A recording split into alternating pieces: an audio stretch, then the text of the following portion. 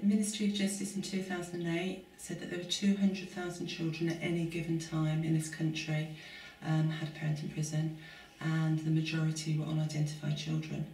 The research that has been undertaken to look at the outcomes of those children are 65% of boys go on to offend, 25% are at risk of mental health issues, and they're 3 times more likely to exhibit antisocial behaviour.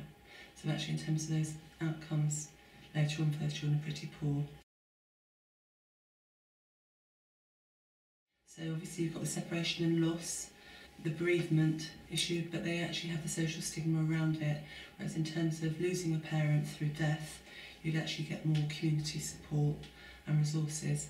But in terms of, because of the stigma, you probably wouldn't get this support. You then also have, depending on offence type, what your parent is in custody for, that you might not want to share.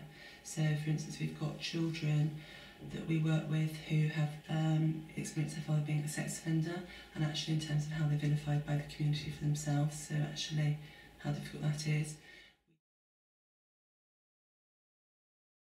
Well, the issue is that as a child that they're pretty helpless and dependent upon the parent in terms of whether the parent wants to sustain that relationship as well, so in terms of helping them get there to the prison, but actually in terms of where prisons are located, it could be miles away from home.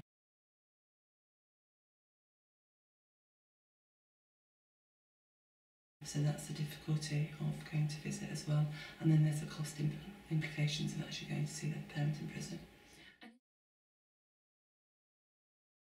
The plan initially was to set up mentoring for the children.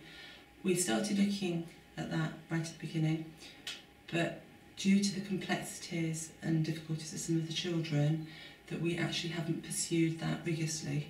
So although we have matched mentors to mentees, we've actually decided to focus more on activities and interventions, and that's about giving them the opportunity to experience success, raise self-esteem and be part of a group.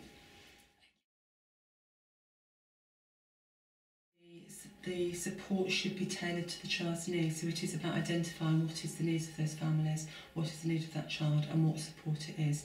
Is it one-to-one mentoring? Is it around group activities? Is it more intensive therapeutic support that you have to look at other agencies supporting and doing?